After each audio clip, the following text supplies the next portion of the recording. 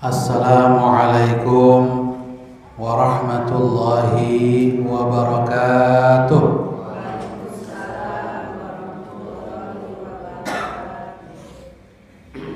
Bismillahirrahmanirrahim. Alhamdulillahirabbil alamin. Wa bihi nasta'in ala umuri dunya waddin. Wassalatu wassalamu ala asyrafil anbiya'i wa imamil mursalin Sayyidina wa nabiyyina Muhammadin sallallahu alaihi wasallam wa ala alihi wa azwajihi ummahatil mu'minin wa ala ashabihi at-tayyibin at-tahirin wa man tabi'ahum bi ihsanin ila yaumiddin. Amma ba'du, faqad qala Allah ta'ala fi kitabihil karim wa huwa asdaqul qailin. A'udzu billahi minasy syaithanir rajim. Bismillahirrahmanirrahim. Ya ayyuhalladzina amanu kutiba alaikumus shiyam kama kutiba alal ladzina min qablikum la'allakum tattaqun. Wa qala Rasulullah sallallahu alaihi wasallam, man yuridillahu bihi khairan yufaqqihhu fid din.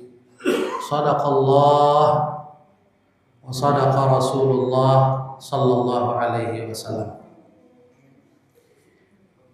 Bapak Ibu hadirin hadirat yang dimuliakan Allah, baik yang hadir di Masjid Pesantren Quranuna Indonesia Karawang maupun yang mengikuti acara ini di YouTube dan juga di TikTok. Semoga kita semua dirahmati oleh Allah Subhanahu wa ta'ala. Amin ya rabbal alamin. Alhamdulillah wa syukurillah. Pada pagi hari ini kita masih diberikan berbagai nikmat oleh Allah Subhanahu wa ta'ala. Nikmat sehat walafiat. Ibu-ibu gimana, pada sehat? Sehat alhamdulillah ya. Sehat jasmani, sehat rohani insyaallah. Kantongnya sehat, Bu? Dompetnya sehat? Insyaallah. Ya. Kalaupun nggak tebel-tebel amat ya, dompetnya ya, yang penting isi rekeningnya banyak. Apapun yang Allah rizkikan kepada kita, insyaallah kalau kita qanaah, ridho dengan rizki yang Allah anugerahkan kepada kita, kita bersyukur, insya Allah itu berkah. Dan keberkahan itu tidak bisa kita ukur dengan dolar atau rupiah.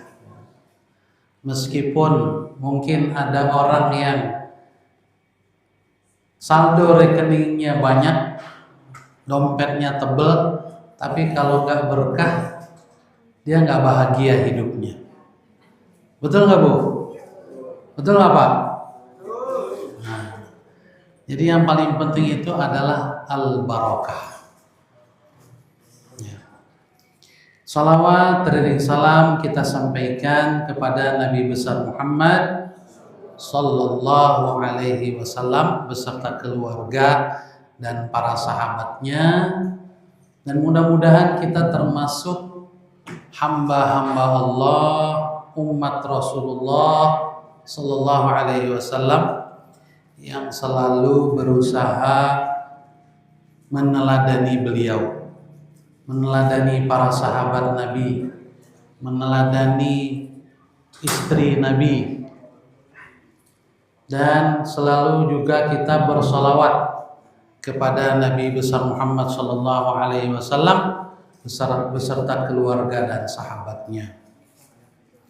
Bapak Ibu hadirin hadirat, para hadirin dan juga mungkin pemirsa ya di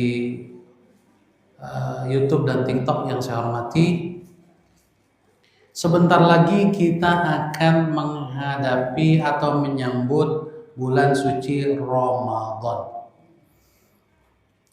Dan di forum ini pula, di pengajian ini pula, pagi ini kita menyambut bulan Ramadan.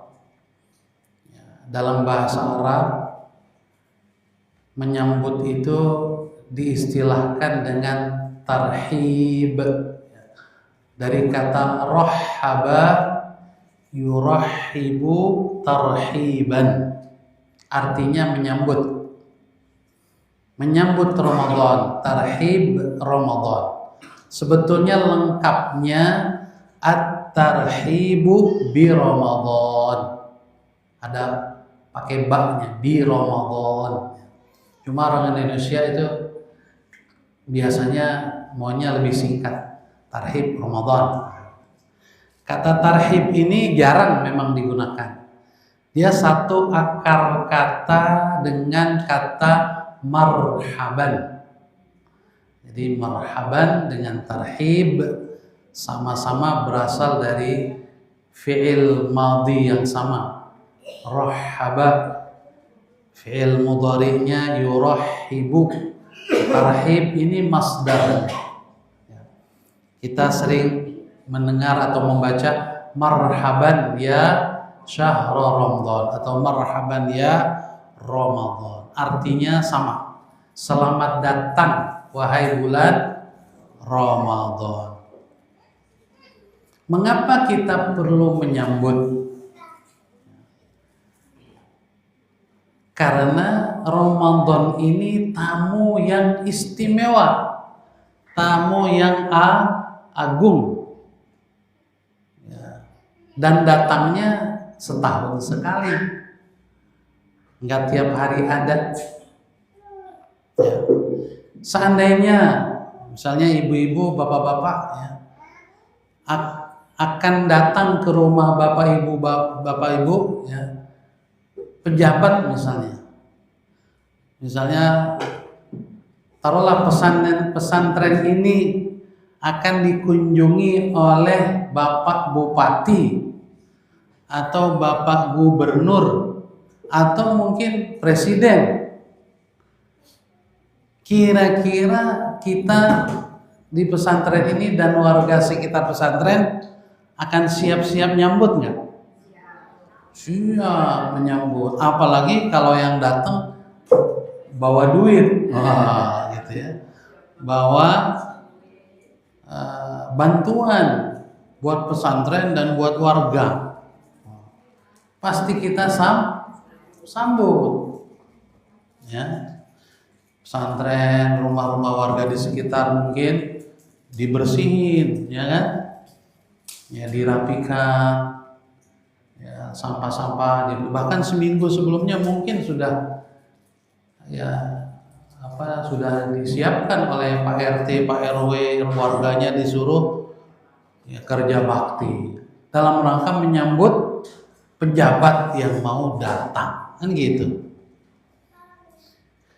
Nah, bulan Ramadan ini juga dia bawa banyak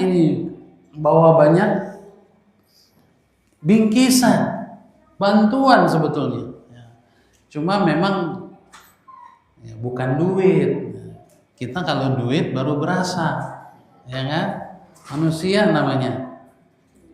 Senangnya sama yang kasar-kasar, senangnya sama yang bisa dipegang, senangnya sama yang bisa disentuh, buat dipakai buat belanja itu seneng. Nah, Ramadan ini dia waktu memang. membawa sesuatu yang memang bukan fisik ya. Dia membawa hadiah ruhani. Ya, membawa pengampunan dosa. Ramadan ini membawa tiket masuk surga, membawa anti neraka. Ini Ramadan dibawain sama Ramadan untuk kita. Ya, membawa banyak keberkahan, keutamaan. Ya, siapa yang ngasih? Yang ngasih bukan pejabat, tapi yang ngasih penguasa alam semesta, Bu. Allah Rabbul Alamin. Oleh karena itu sudah sewajarnya kita menyambut bulan Ramadan. Ya, menyambut dengan apa? Yang pertama, menyambut dengan gembira. Menyambut dengan gembira. Ya. Kenapa? Karena dia membawa banyak manfaat bagi kita. Ya. Di dalam Al-Quran Allah berfirman, A'udzubillahi minasyaitonirrajim. Qul bifadlillahi wa birahmatihi fabidzalika falyafrahu huwa khairum mimma yajma'un. Di surat Yunus. Saya lupa ayatnya berapa. Coba Ustaz, dilihat saat ayat berapa tuh surat Yunus. Qul bifadlillahi wa birahmatihi fabidzalika falyafrahu. Katakan wahai Rasulullah, Allah menyuruh Nabi Muhammad menyampaikan kepada umatnya. Qul, katakan wahai Nabi, katakan wahai Rasul kepada umatmu. Bifadlillahi, dengan karunia Allah, wa birahmatihi, dan dengan rahmatnya, fabidzalika falyafrahu, dengan semua itu bergembiralah kalian. Jadi kita disuruh gembira kalau dapat karunia dan rahmat Allah Subhanahu wa ta'ala. Jadi jangan sedih malah, atau jangan biasa-biasa saja, harus gembira. Ya, nah kira-kira Ramadan ini rahmat Allah atau bukan? Pasti dia membawa rahmat Allah. Ramadan ini karunia dari Allah atau bukan? Pasti karunia dari Allah. Jadi termasuk yang diperintahkan kita untuk bergembira menyambutnya berdasarkan ayat ini. Bahkan kata Allah, huwa khairum mimma yajma'un. Karunia dan rahmat Allah itu lebih baik daripada yang dikumpulkan oleh orang-orang yang tidak beriman. Duit, kekayaan, pangkat yang dimiliki oleh orang-orang yang tidak beriman, itu nggak ada apa-apanya dibanding dengan karunia dan rahmat Allah Subhanahu wa ta'ala yang Allah berikan kepada orang-orang yang beriman. Jadi kita harus menganggap bulan Ramadan ini bulan istimewa. Kita harus bergembira menyambutnya, lebih dari sekedar kita gembira nerima duit. Itu kalau kita beriman.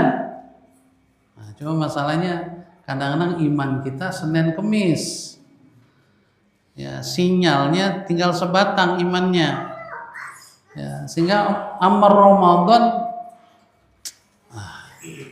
udah bulan puasa lagi. Malah mengeluh. Ada orang yang perasaan Ramadan baru kemarin udah Ramadan lagi, udah puasa lagi, nggak bisa makan lagi. Nah ini orang yang ketika datang bulan Ramadan malah dia nggak bergembira, nggak bersyukur. Insya Allah kalau orang beriman tidak demikian. Kalau di dalam hati kita masih ada iman, kita masih menganggap karunia dan rahmat Allah itu adalah nikmat yang besar, insya Allah kita akan bergembira menyambut Ramadan. Gimana Bu? Datang Ramadan seneng apa sebel? Senang insya Allah. Ya, THR, duit lagi. Emang dasar manusia ya. Termasuk saya juga sih. Siapa yang gak senang kasih THR ya? Tapi jangan gara-gara itu semata. Tapi ya kita harus senang dengan bulan Ramadan. THR turun atau enggak ada masalah. Ya enggak? Alhamdulillah kalau dapat THR, tambah senang. Nah, gitu. Jadi bukan nggak senang dengan THR, gitu. Tapi dia hanya tambah senang aja. Ya. Senang utamanya kita harus karena datang bulan Ramadan. Sebab ini perintah Allah, ya. Agar kita bifadlillahi wa birahmatihi fabidzalika falyafrahu. Harus lebih senang kita daripada duit. Nah, harusnya begitu, Bu. Karena Allah mengatakan huwa khairum mimma yajma'un. Karunia Allah berupa bulan Ramadan, Al-Quran itu lebih baik daripada semua yang dikumpulkan oleh orang-orang yang tidak beriman. Ya, harta dunia, jabatan itu nggak ada artinya kalau kita tidak beriman. Bapak Ibu hadirin hadirat yang dirahmati Allah Subhanahu wa taala. Nah, cara kita bergembira bagaimana? Nah, boleh macam-macam, silahkan. Yang penting nggak ada larangannya. Selama nggak dilarang, silahkan kita bergembira menyambut Ramadan. Ada yang nyambut Ramadan pakai pawai obor, boleh. Yang penting jangan membahayakan. Ya, kalau membahayakan mendingan jangan, nggak usah. Kalau pawai obornya tertib, ya syiar, ya mensyiarkan bulan suci Ramadan, insya Allah ada pahalanya. Bagian dari kita gembira menyambut Ramadan dan mengajak masyarakat, ibu-ibu, anak-anak, ya menyambut Ramadan dengan pawai obor. Ada yang menyambut Ramadan dengan munggahan, ya makan-makan boleh, ya ngumpul keluarga boleh.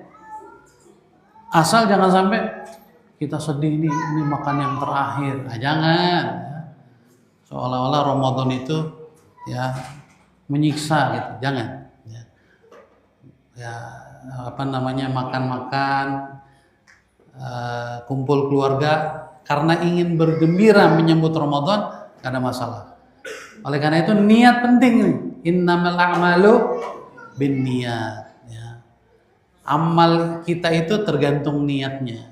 Kalau kita kumpul keluarga, apalah istilahnya, makan atau apa, dalam rangka menyambut bulan Ramadan, insya Allah kumpul-kumpul kita menjadi baik. Ada yang misalnya gembira menyambut Ramadan dengan ngecat rumahnya. Oh, ini rumah saya sudah catnya sudah kusam nih ya. Cat bulan Ramadan bagus. Jadi bukan sekedar mau lebaran tapi menyambut Ramadan. Lebarannya sekalian jadinya. Nah gitu. Ada yang gembira menyambut Ramadan, beli mukena baru misalnya buat sholat tarawih, bagus. Ya, suaminya beliin istrinya mukena yang baru. Beli mushaf Al-Quran yang baru biar semangat tadarusannya, bagus. Itu bagian dari kita bergembira menyambut Ramadan. Ya, anak-anak kita mungkin dibeliin pakaian sholat yang baru, baju koko, peci, supaya mereka lebih semangat ke masjid, bagus. Jadi cara kita bergembira menyambut Ramadan ya bebas, yang penting tidak ada larangan ya, di dalam syariat ya. Nah, ini bagian dari kita menyambut bulan Ramadan dengan bergembira. Ya. Dan Rasulullah Shallallahu Alaihi Wasallam kalau setiap datang Ramadan itu selalu memberi kabar gembira kepada para sahabat. Ya, misalnya Rasul bersabda, "Atakum syahrul Ramadan." Biasanya di akhir bulan Sya'ban. Beliau menyampaikan sambutannya, "Telah datang kepada kalian bulan Ramadan, syahrun azim, bulan yang agung. Syahrun fihi lailatul qadar, yang di dalamnya ada Lailatul Qadar, yang lebih baik daripada 1000 bulan. 1000 bulan maksudnya 83 tahun. Jadi ibadah di malam Lailatul Qadar lebih baik daripada ibadah selama 83 tahun. Luar biasa. Nah, yang berikutnya Bapak Ibu sekalian, sebelum kita lanjutkan pengajian ini, di samping kita menyambut bulan Ramadan, insya Allah ini juga jadi pembukaan kajian kitab. Ya, insya Allah setiap hari Ahad, pekan ketiga, hari Ahad ketiga setiap bulan, ya, waktu yang sama, pagi jam 8 sampai maksimal jam 10. Insya Allah kita akan memulai nanti habis puasa ya, di bulan Syawal insya Allah, kajian kitab Safinatun Najah. Ini kitab fikih dasar dari madhab al-Imam Asy-Syafi'i rahimahullahu ta'ala. Nah, mohon Bapak Ibu sekalian bisa hadir ya, sementara baru sebulan sekali ini. Ya Pak Acep ya, sebagai ketua panitia saya mengucapkan terima kasih kepada Pak Acep dan tim. Ya. Nanti kalau seandainya yang minatnya banyak itu, wah kurang nih Ustadz, sebulan sekali, 2 minggu sekali dah, atau seminggu sekali, bisa kita lihat. Jadi sementara sebulan sekali dulu Bu. Nah, kembali ke menyambut Ramadan ya. Setelah kita bergembira menyambut Ramadan, apalagi yang harus kita siapkan? Yang harus kita siapkan adalah rohani kita, batin kita. Karena Ramadan ini tamu rohani, bukan tamu jasmani, bukan tamu fisik. Yang bisa kita lihat dia datang gitu, bisa kita pegang, ya, kita sambut. Enggak, dia waktu ya, dia tamu rohani.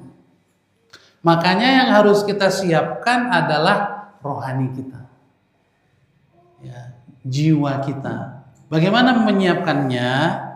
Yang pertama, dengan banyak bertaubat dan istighfar. Itu yang paling penting. Sebab tujuan puasa Ramadan itu agar kita bertakwa.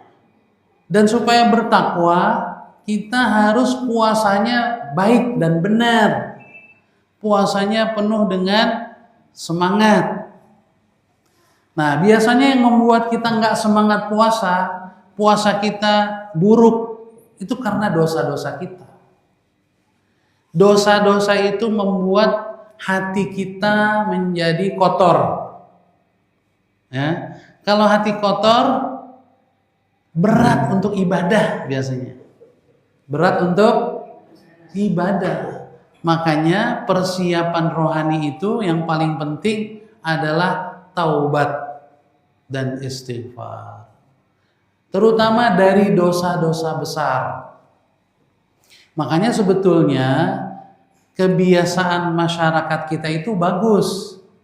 Ya, sebelum Ramadan minta maafan ya enggak? Cuma sayangnya kadang-kadang cuma basa-basi. Maafin ya, habis bilang maafin, ngomongin dia lagi di belakang. Oh, apaan tuh? Bajunya begitu amat. Baju dia ngomongin ya. Padahal baru saja minta maaf. Itu namanya minta maafnya basa-basi ya. Bener-bener minta maaf ya. Minta maaf ya, tapi utang nggak dibayar-bayar. Ya. Utang harus dibayar. Kata Imam Nawawi ya, dalam kitab Riyadhus Shalihin, ketika beliau menyebutkan hadis-hadis tentang taubat ya, di bab taubah ya, bab taubat, di awalnya itu beliau menjelaskan syarat taubat. Jadi supaya taubat kita ini diterima oleh Allah, ada syaratnya yang harus kita penuhi. Kalau dosa-dosa kita terkait dengan hablum minallah, dosa-dosa kepada Allah, bukan kepada orang lain, bukan kepada sesama manusia. Itu syaratnya ada 3.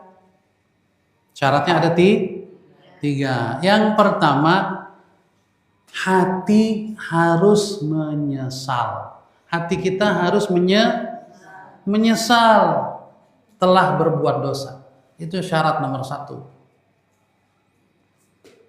Jadi ada orang nih biasanya mabuk gitu ya, pemabuk, minum minuman keras.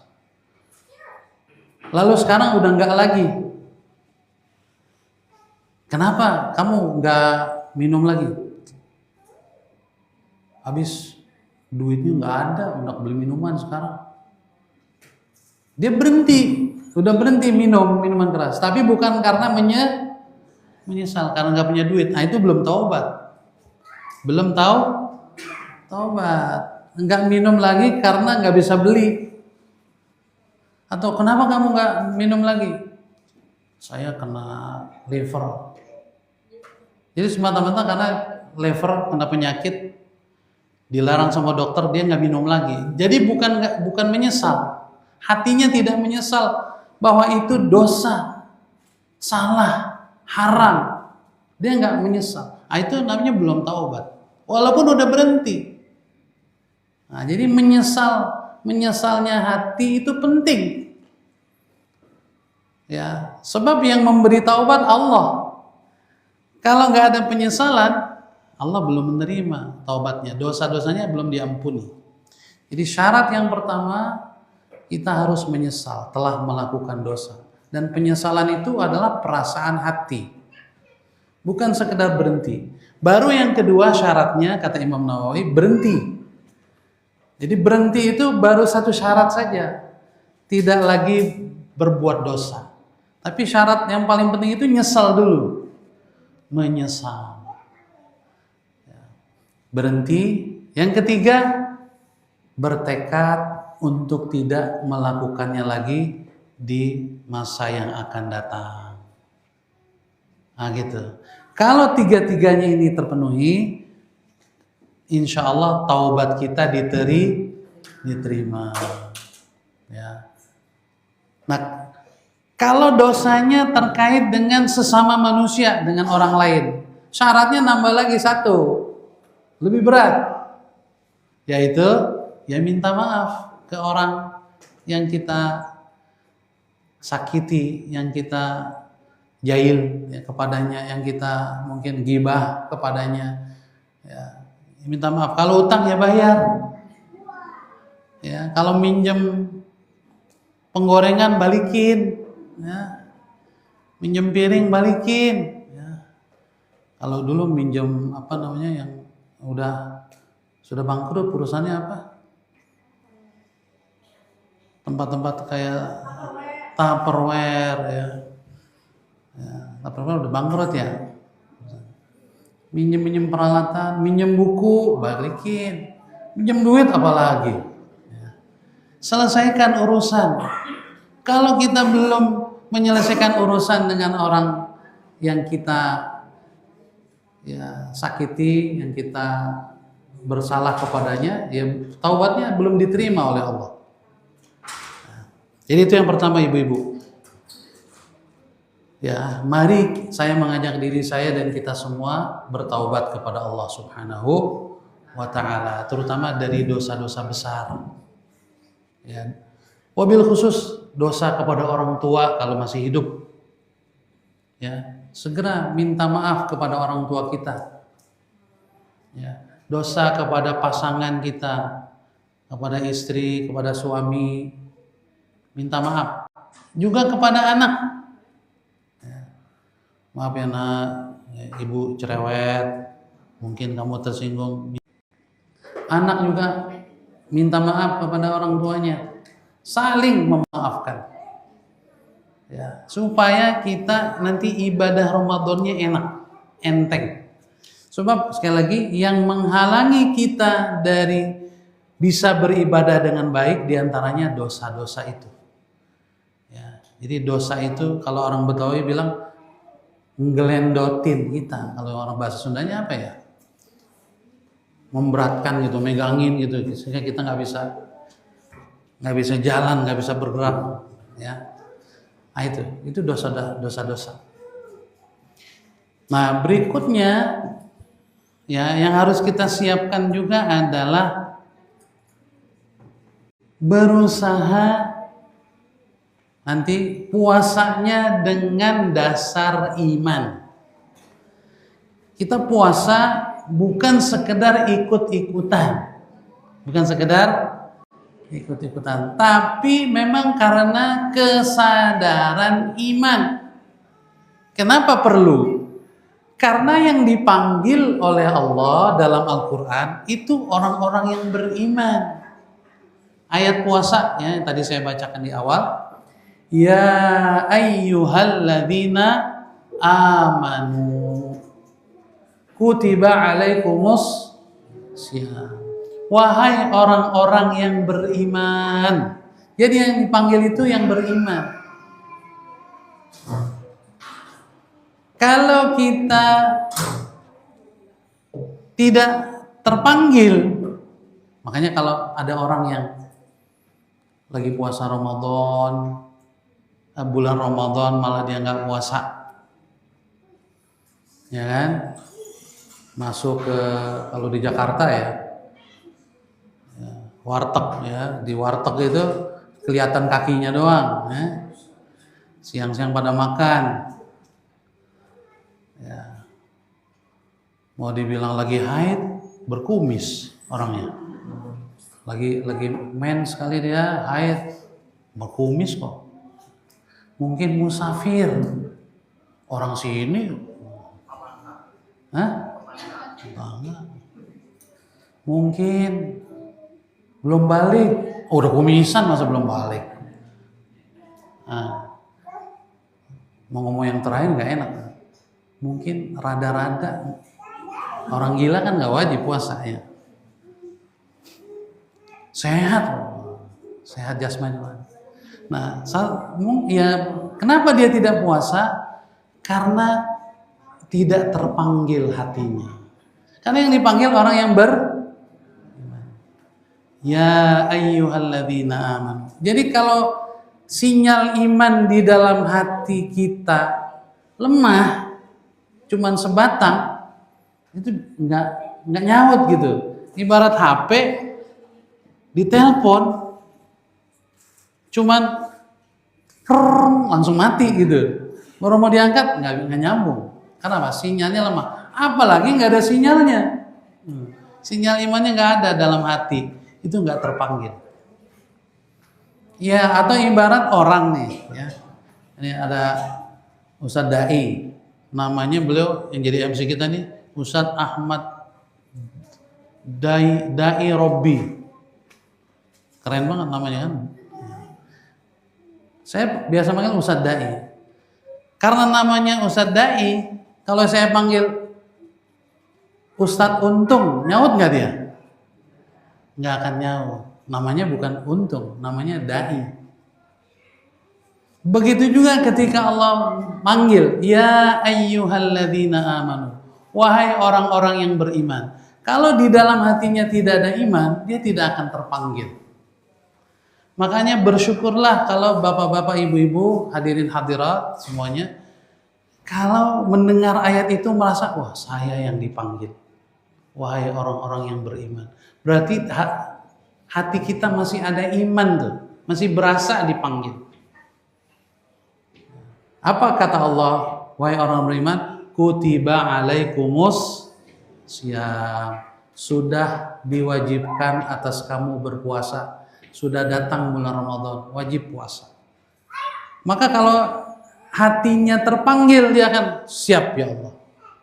Labbaik, kami siap menyambut panggilanmu ya Allah. Siap puasa. Gitu. Mudah-mudahan kita termasuk orang-orang yang siap untuk menjalankan ibadah puasa di bulan Ramadan dengan penuh semangat. Nah, jadi Bapak Ibu, orang yang puasa itu kata para ulama ada macam-macam nih. Kenapa dia puasa? Kenapa dia puasa? Sebabnya dia puasa. Yang pertama, orang yang puasa karena terpaksa. Karena terpaksa. Maksudnya gimana? Ya kalau ditanya gitu, kenapa kamu puasa? Ya habis, keluarga saya semuanya puasa. Kalau saya nggak puasa nggak enak. Nanti di tempat kerja pada puasa juga. Kalau saya nggak puasa nggak enak. Jadi puasanya karena orang lain. Dia puasa karena keluarganya puasa, teman-temannya puasa. Ya udahlah, saya terpaksa puasa. Nah biasanya kalau yang terpaksa ini, kalau nggak ada yang ngelihat, sendiri nih, bisa-bisa dibatalin namanya. Batalin puasanya. Itu biasanya karena terpaksa. Nah, berarti kalau yang puasa karena terpaksa, tadi imannya, sinyal imannya lemah, atau lagi nggak ada sinyal iman. Jadi puasanya karena orang lain. Nah, jangan sampai kita seperti itu. Yang bagus adalah minimal kita puasa karena tahu ini wajib. Ini wajib. Kenapa kita yakin ini wajib? Kalau kita beriman. Kan wajib, siapa yang wajibin? Allah. Kalau dia nggak beriman kepada Allah, ya nggak bakalan merasa wajib gitu. Ini wajib. Nah, wajib itu kalau saya tidak puasa berarti saya dosa.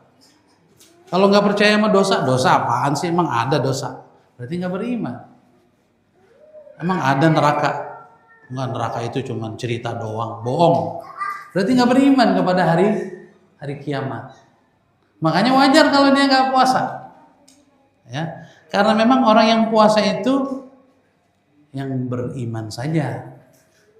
Nah, jadi minimal kita puasa. Kenapa kamu puasa? Ini wajib. Kalau saya nggak puasa, saya dosa. Saya takut masuk neraka. Nah, itu berarti sudah bukan karena orang lain puasanya. Nah, itu sudah beriman. Nah, ada lagi, ini yang lebih hebat. Bukan sekedar karena wajib. Kalau karena wajib semata-mata puasa tapi agak berat gitu. Karena kewajiban sih, kalau nggak wajib saya nggak puasa gitu.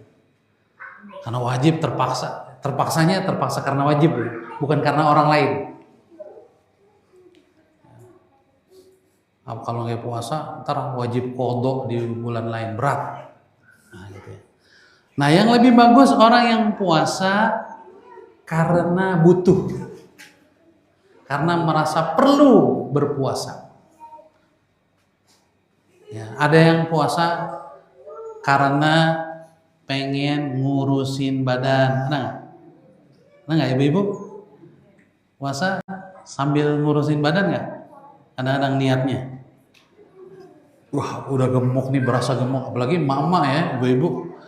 Ya, kalau ditanya berat badan itu aib. Ya. Bu, berapa berat badannya? Sama ditanya berapa umurnya gitu. Rahasia. Jadi ada puasa karena merasakan manfaat kesehatan, bisa nurunin berat badan, ya, kolesterol turun, apalagi tekanan darah jadi normal kalau puasa, ya. Nah, itu berarti dia sudah bisa merasakan manfaat puasa, sehingga biasanya orang yang seperti itu puasanya lebih ringan, ya kan? Karena merasakan manfaatnya. Enak kalau puasa, perut saya jadi biasanya begah atau sering masuk angin. Dengan puasa plong. Memang betul puasa itu bisa menyehatkan. Tapi kata para ulama, tetap niatnya jangan untuk diet. Ya, niat utamanya harus karena Allah, ibadah. Kalau puasa niat utamanya untuk diet, nggak dapat pahala atau pahalanya berkurang jadinya. Tetap harus niat utamanya lillahi ta'ala, bukan li diet, ya. Li takhfifil wazn bahasa Arabnya. Ya, nawaitu sauma ghadin anadai fardi syahri Ramadan hadhi sanati li takhfifil wazni. Niatnya karena ingin ngurusin badan. Jangan, harus lillahi ta'ala, karena Allah. Ngurusin badan ya boleh tambah motivasi saja, bukan jadi niat utama, nggak boleh. Nah, ada juga yang merasa butuh atau perlu berpuasa karena manfaatnya apa? Saya perlu berpuasa karena manfaatnya apa? Saya ingin dosa saya ampuni, ingin mendapatkan janji Rasulullah karena iman dan karena keikhlasan akan diampuni dosa-dosanya. Jadi bukan hanya merasa ini wajib, tapi saya ingin dosa saya diampuni. Saya pengen masuk surga dari pintu Ar-Rayyan misalnya. Nanti Allah menyediakan pintu surga khusus untuk orang yang ahli puasa.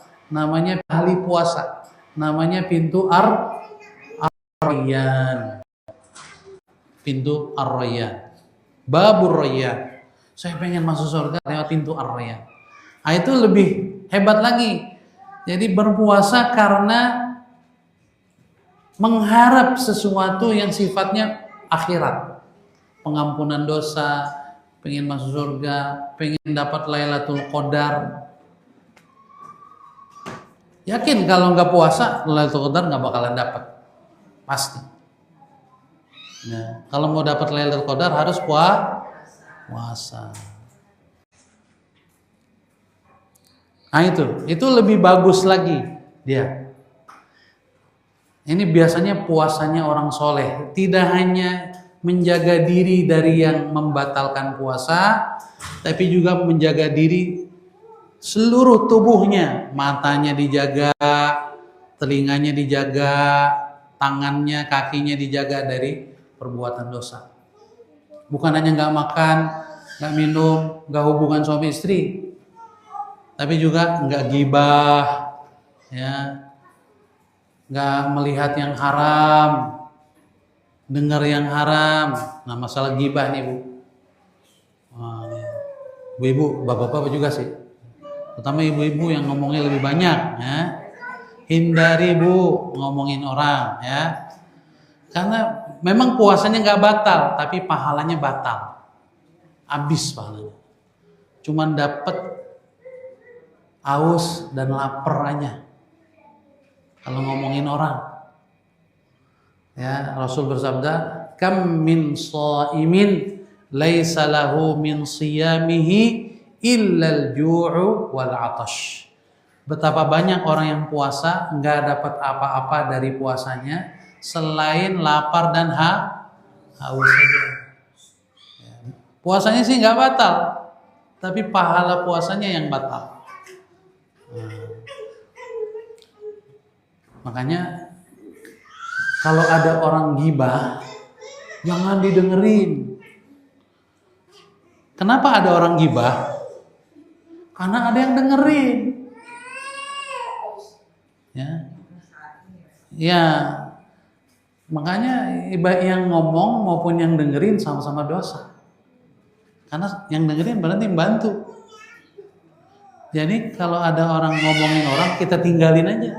Biar aja dia ngomong sendiri sama tembok. Nah gitu. Kalau nggak ada yang dengerin, nggak ada orang yang gibah. Saya sih nggak gibah, tapi hobi dengerin. Nah sama aja, dosa juga. Itu berarti telinganya yang nggak dijaga. Ya. Jadi kalau ada orang yang berbicara negatif, ngomongin orang, berbicara kotor, kalau kita tinggalin, nggak jadi dia. Masalahnya kita dengerin, habis nggak enak. Jangan pakai nggak enak, kalau salah mah udah. Kalau kita nggak bisa nasehatin, minimal kita tinggal aja. Maaf ya, saya masih ada kerjaan, gitu. Nah, kalau tinggal sendiri, masa dia ngomong sama siapanya nggak? Ngomong sendiri ya, terserah dah gitu. Jadi hindarkan lisan kita. Sebab Rasulullah mengatakan, wahal yakubun nas ala wujuhihim illa hasaidu alsinatihim. Wahal yakubun nas fin nari ala wujuhihim illa hasaidu alsinatihim. Banyak manusia yang tersungkur masuk neraka disebabkan lidahnya. Bisa jadi dia nggak mukul, ya, nggak membunuh, tidak melukai, tidak nendang kakinya, tapi lidahnya yang tajam, melukai hati, nyakitin orang, ngomongin orang, lebih berbahaya karena lidah itu tidak bertulang, ya. Lidah tidak bertulang, lemas, dia licin, ya. Nah ini puasanya orang soleh, kata Imam Ghazali, menjaga seluruh anggota tubuhnya dari dosa, menjaga matanya dari memandang yang haram, menjaga mulutnya dari berkata yang haram, menjaga lidahnya, menjaga telinganya dari mendengar yang haram, semuanya dijaga. Menjaga kakinya dari supaya tidak pergi ke tempat yang haram. Nah itu. Ini puasa orang-orang soleh. Namanya puasa khusus. Saumul khawas. Puasa orang khusus, orang soleh. Kalau yang sekedar nggak batal puasanya, itu puasa orang awam, kebanyakan orang. Jadi puasa tapi nggak jaga lidah, nggak jaga mata, nggak jaga kaki, nggak jaga tangan. Ya. Nah yang paling hebat ini puasanya para nabi, puasanya para wali, ya. Khawasul khawas, kata Imam Ghazali. Puasanya super khusus, bukan hanya khusus lagi, tapi super khusus. Sampai menjaga hati, hatinya dijaga dari lalai berzikir. Jadi full zikir puasanya. Jangankan dosa, enggak zikir aja enggak. Jadi bukan hanya menjaga anggota tubuh dari dosa, juga menjaga hati dari lalai berzikir. Dan memang puasa yang paling afdal itu, kata salah seorang ulama, afdalus shaimin man kathura dzikruhu fi siyamihi. Orang yang puasa yang paling baik adalah yang paling banyak mengingat Allah dengan hatinya. Jadi sepanjang puasa dia mengingat Allah. Nah, tapi ini memang berat. Ini puasanya para wali. Kalau kita kan, ya walaupun mungkin menjaga diri dari dosa, tapi masih ingat, ntar buka pakai apa yang enak ya, gitu. Ya masih senang dengan syahwat, ya, makanan buka puasa, ya nyari gorengan, ya, bala-bala ya bu, ya, nyari es teh manis, apalagi es kelapa muda, jus, macam-macam. Jadi lagi puasa, yang dia pengen banyak banget, pengen ini, pengen itu. Pas buka mah, cuman pengennya kagak kuat lagi udah. Ya kalau untuk menyenangkan keluarga, ibadah ya. Menyiapkan buka puasa yang enak untuk anak kita supaya dia semangat puasanya, itu ibadah. Ya. Ini niatkan untuk membahagiakan orang lain nggak apa-apa. Tapi kurangi untuk diri kita. Kurangi untuk diri sendiri, dikurangi. Kalau kita ingin semakin baik puasa kita harus lebih mikirnya zikir, baca Quran, ya kan, ikut pengajian. Itu yang ya, nanti taraweh, gitu. Jadi zikir dengan sholat sunnah, zikir dengan baca Quran, zikir dengan bersolawat, nanti tahajud, itu yang harus kita tingkatkan. Mudah-mudahan kalau itu bisa kita lakukan, kita bisa lebih baik lagi puasanya. Nah, Bapak Ibu sekalian, yang terakhir yang ingin saya sampaikan, ya, mari kita di bulan Ramadan nanti, ya, mengajak keluarga kita, masyarakat kita, ya, untuk, ya, menjaga lingkungan supaya ibadah puasa kita ini, bulan Ramadan ini, kesuciannya terjaga. Jadi kalau ada yang, ya, masyarakat, ya, kalau ada yang terang-terangan tidak puasa, dinasihati, ya, ditegur, ya. Kalau terutama anggota keluarga kita sendiri, meskipun lagi datang bulan misalnya, ya, lagi haid, ya, kalau makan di rumah lah, ya. Jangan mentang-mentang lagi nggak puasa, di es krim, ambil jalan sambil ngemut, jangan. Ya. Jaga perasaan orang yang puasa. Jangan malah sebaliknya, yang puasa harus menghargai yang nggak puasa dong. Itu kan aneh. Itu sama dengan di rumah sakit, harusnya yang dihargai pasien, ya kan? Jangan berisik kan gitu. Ini malah pasien harus menghargai yang sehat dong. Nah, itu kan aneh. Orang yang lagi ujian harusnya dihargai, ya kan? Jangan berisik, ada yang lagi ujian.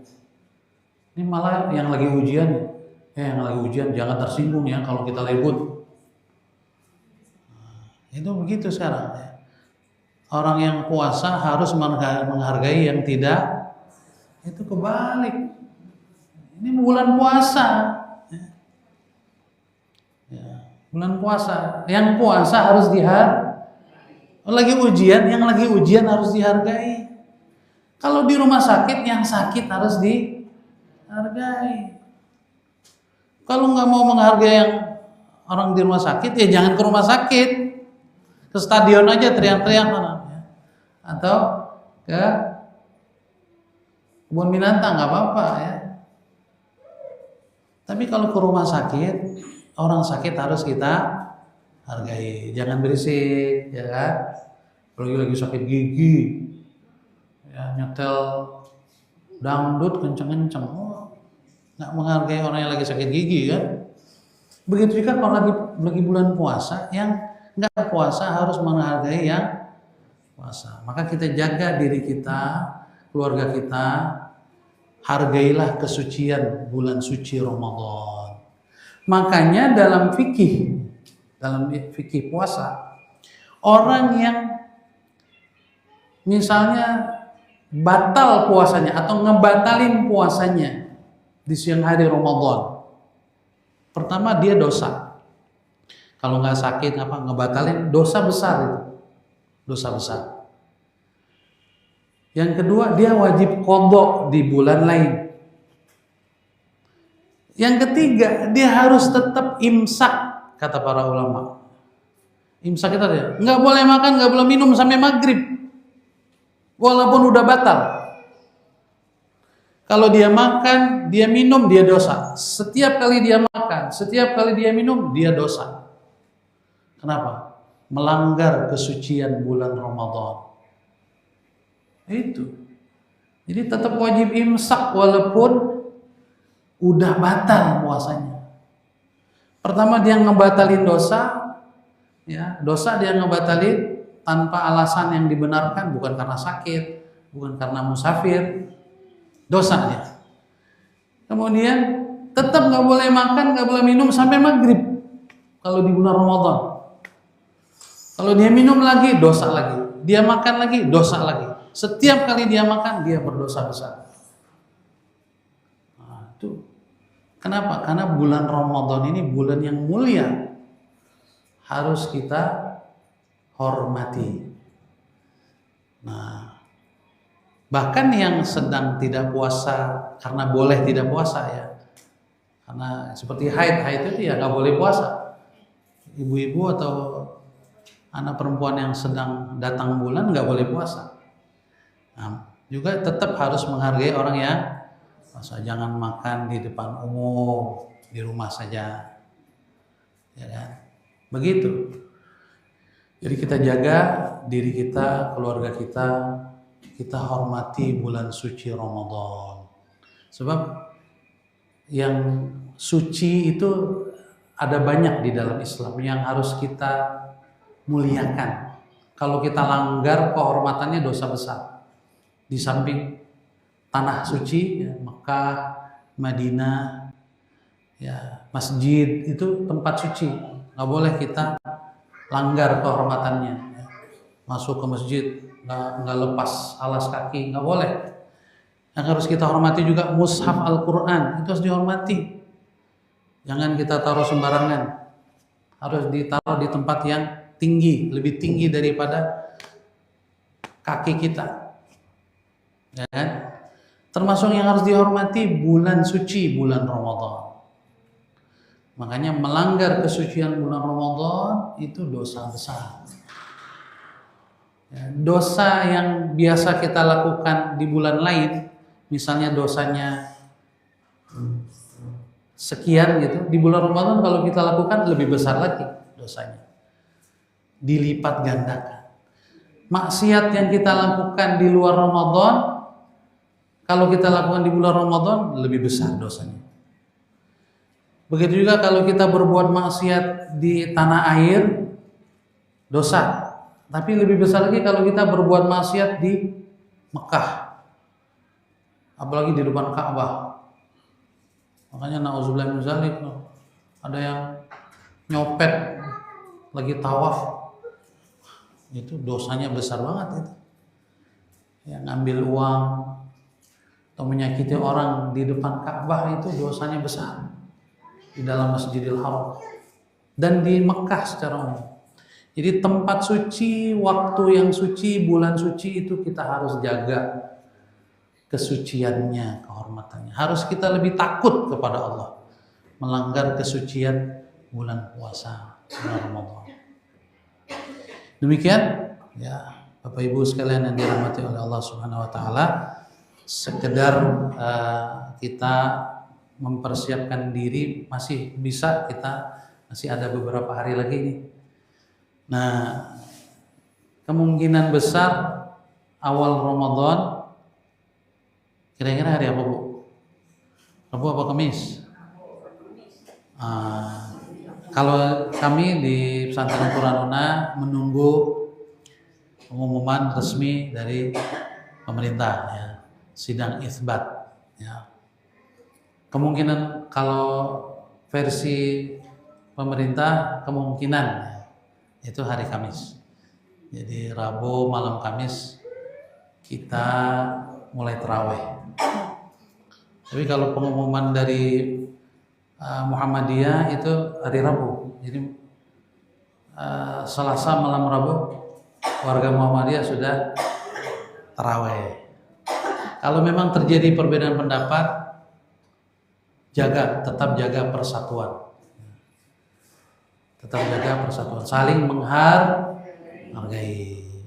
Tapi saran saya Bapak Ibu, sebaiknya mengikuti keputusan resmi pemerintah. Ya, karena bagaimanapun ya yang berwenang mengumumkan ya Kementerian Agama dengan sidang isbatnya. Silakan Bapak Ibu sekalian ya mempersiapkan diri lebih baik lagi ya, kita bertaubat, meminta ampun kepada Allah. Kalau memang perlu saya mau sholat taubat, boleh nggak Ustaz? Boleh, ada sholat taubat ya. Minta ampun kepada Allah Subhanahu Wa Taala. Yang belum berkunjung atau meminta maaf kepada kedua orang tuanya, minta maaf ya. Ziarah kubur orang tua yang sudah wafat juga bagus, kita doakan orang tua kita yang sudah wafat ya. Jadi ini tradisi-tradisi yang baik di masyarakat sebetulnya ya, ziarah kubur menjelang Ramadan, silaturahmi, minta maaf menjelang Ramadan. Ini tradisi-tradisi yang baik ya, yang sesuai dengan ajaran Islam ya, insyaallah. Mudah-mudahan kita berharap Ramadan tahun ini lebih baik daripada Ramadan sebelumnya. Dengan demikian saya akhiri, lebih kurangnya mohon maaf. Billahi taufiq wal hidayah. Al-afu minkum. Wassalamualaikum warahmatullahi wabarakatuh.